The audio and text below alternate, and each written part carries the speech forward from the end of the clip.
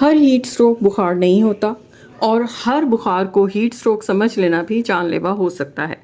गर्मी में ये डिफरेंस जान लेना बहुत ज़रूरी है कि आपको हीट स्ट्रोक है या आपको बुखार है। अस्सलाम वालेकुम एवरीवन, आज हम सिंपल उर्दू में ये बात समझेंगे कि हीट स्ट्रोक और बुखार में क्या फ़र्क होता है। दोनों में बॉडी टेम्परेचर बढ़ता है, लेकिन हीट स्ट्रोक की कुछ डेंजरस अलामात होती हैं जिसके लिए आपको इमरजेंसी की ज़रूरत पड़ सकती है।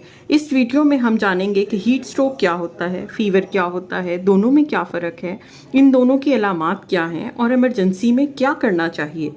तो हीट स्ट्रोक की सबसे पहले बात कर लेते हैं।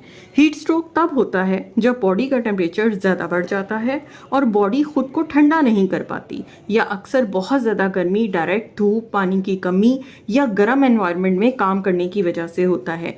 ये कंडीशन डेंजरस भी हो सकती है और जानलेवा भी हो सकती है। जबकि दूसरी सूरत में अगर हम बुखार की बात करें तो बुखार ज़्यादातर इन्फेक्शन की वजह से होता है, जिसमें बैक्टीरिया या वायरस आपके इम्यून सिस्टम पे अटैक करते हैं, जिससे टेम्परेचर बढ़ जाता है। उससे पहले की अलामात में नज़ला, ज़ुकाम, खांसी, गला या पेट का ख़राब होना या पेशाब के इन्फेक्शंस होना शामिल हैं। अब दोनों में अगर हम फ़र्क की बात करें तो आम तौर पे हीट स्ट्रोक में एक्सट्रीम हीट की वजह से ये अलामात आती हैं। बॉडी गर्म हो जाती है, आपको पसीना नहीं आता, आप कन्फ्यूजन में चले जाते हैं, बेहोशी में चले जाते हैं और अचानक से जिस्म में पानी की कमी शुरू हो जाती है।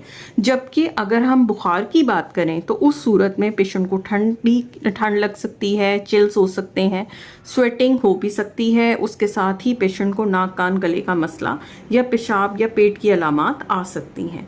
अब इसमें से बहुत ज़्यादा जो डेंजरस साइंस हैं उनमें यह है कि आपकी बॉडी बहुत ज़्यादा 103, 104 तक आपका टेम्परेचर रिकॉर्ड होना शुरू हो जाए, आपको चक्कर आना शुरू हो जाए, आप में कन्फ्यूजन की कैफियत हो, बेहोशी की कैफियत हो, उसके साथ ही सांस का तेज़ होना, हार्ट बीट का तेज़ होना, उल्टी होना और उसके साथ जिस्म में बिल्कुल पसीने का आना बंद हो जाना, ये ख़तरनाक अलामात हैं।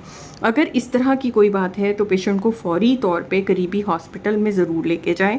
पेशेंट के कपड़े लूज़ कर दें, पेशेंट को कॉटन के ब्रीदेबल कपड़े जो हैं वो दीजिए। ठंडे पानी से पेशेंट के जिस्म के ऊपर इमीडिएटली पट्टियाँ कीजिए या फिर पानी का छिड़काव कीजिए, जिसको हम जो है आपकी स्प्रिंकलिंग कहते हैं। ठीक है, ORS का पानी अगर मरीज़ होश में है तो दें। AC और फ़ैन के नीचे उसको फौरी तौर पे रखिए ताकि हीट एवापोरेट हो। अगर आपको ये इन्फॉर्मेशन यूज़फुल लगी है तो इस वीडियो को ज़रूर अपने दोस्तों के साथ शेयर करें कि आपकी ये छोटी सी काविश से बहुत सारे लोग हीट स्ट्रोक के जानलेवा ख़तरे से बच सकते हैं। अपना बहुत ख्याल रखिएगा। अल्लाह हाफ़िज़।